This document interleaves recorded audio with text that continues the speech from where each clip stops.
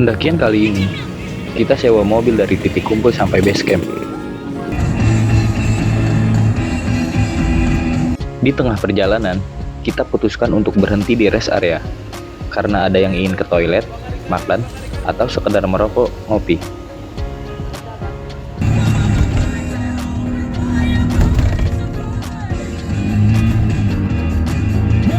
Sesampainya di base camp, kita istirahat sebentar, lalu packing. Perjalanan dilanjutkan menggunakan mobil pick-up, karena ternyata dari tempat kita istirahat ke gerbang pendakian cukup jauh dan terjal, jadi mobil pribadi tidak dianjurkan untuk naik.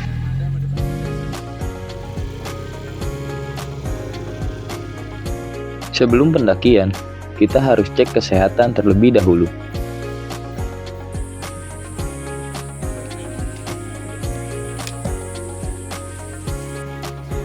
Di pos pemeriksaan, kita harus siapkan kode booking dan data diri agar mempercepat registrasi. Mana tinggi, jaya! Awal pendakian menuju pos 1, jalur cukup landai, tidak terlalu menukik. Dan ternyata, untuk memudahkan jika ada evakuasi, jalur ini memang masih bisa dilalui motor. Bukan berarti kita bisa naik motor ke pos 1. Pos 1, kami istirahat sebentar, lalu melanjutkan perjalanan.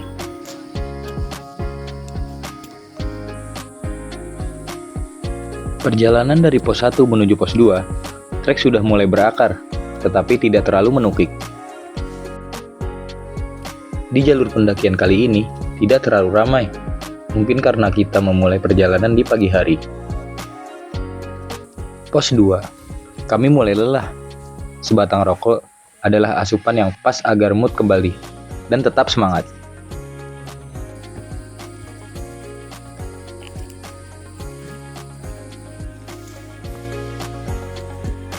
Menuju pos 3, trek sudah mulai menukik dan didominasi akar pohon. Jadi, kami harus lebih hati-hati dalam melangkah.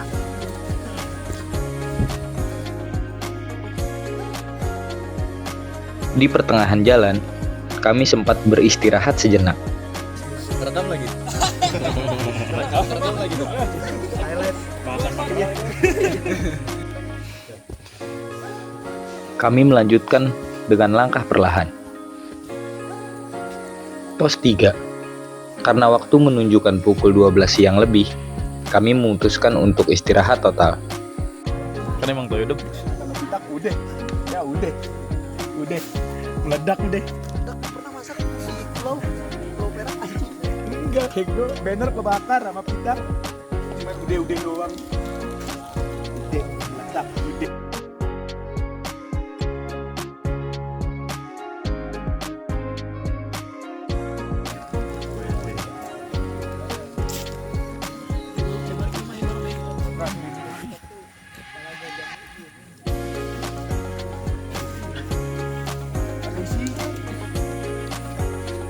Menuju pos 4, dengan stamina dan mood yang kembali membaik, kami melanjutkan dengan penuh semangat.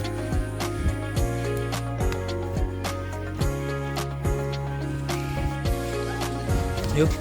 Baru kita melihat mendaki turun. Mungkin memang sudah siang, atau kami yang terlalu lamban. Trek semakin terjal, dan menguras stamina kami. Pos 4, kami mendapat kabar bahwa tempat mendirikan tenda sudah hampir penuh, jadi kita putuskan untuk tidak berlama-lama di pos 4. Dengan langkah gontai dan sisa-sisa energi, kami melangkah cepat agar dapat mendirikan tenda dengan aman.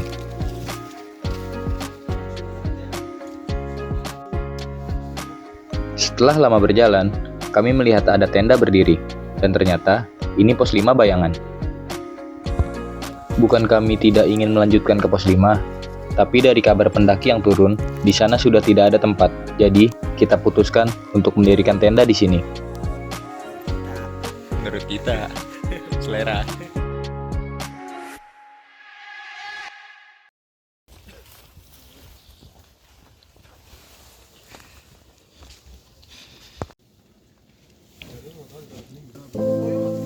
Setelah istirahat yang cukup lama, kami akan melanjutkan perjalanan menuju puncak.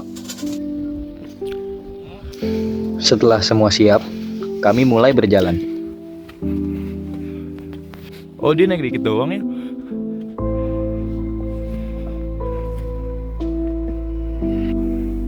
Setelah melewati pos 5, trek sudah mulai bebatuan. Estimasi 3 jam. Sebenarnya 3 jam itu dari pos 3. Itu dari pos 3, dari pos 5. Napas yang terengah-engah membuat kita lamban dan sering beristirahat.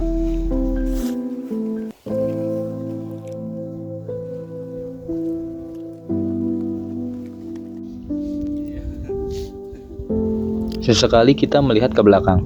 Ada gemerlap lampu yang indah.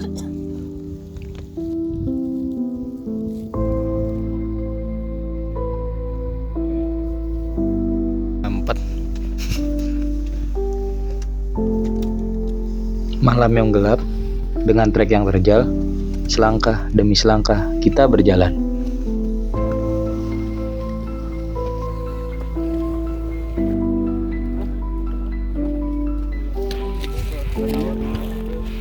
Karena matahari sudah memunculkan dirinya, kami berhenti sejenak melihat lautan awan yang indah.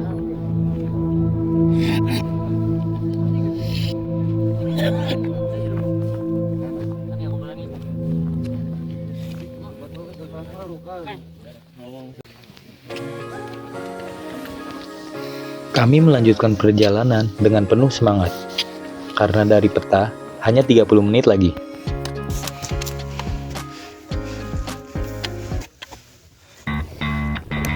Setelah menempuh perjalanan yang cukup panjang, akhirnya kita sampai.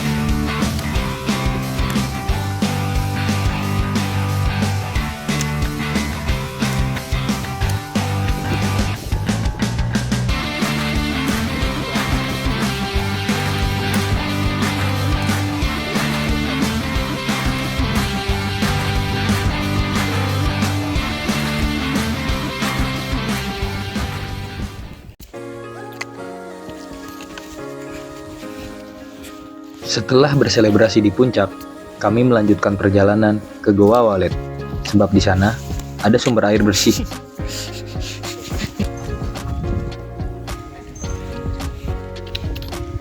Trek yang sempit membuat kita bergantian naik dan turun.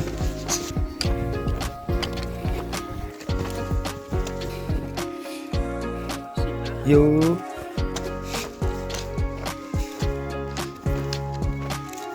Akhirnya kita sampai Goa Walet. Buat nyuci-nyuci aja. Iya, buat nyuci-nyuci. Mana ada?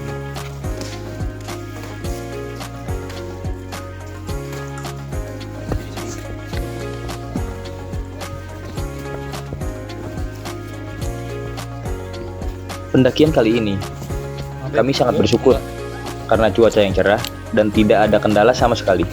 Tapi, kita harus mempersiapkan semuanya secara rinci, sebab di alam tidak ada yang bisa diprediksi.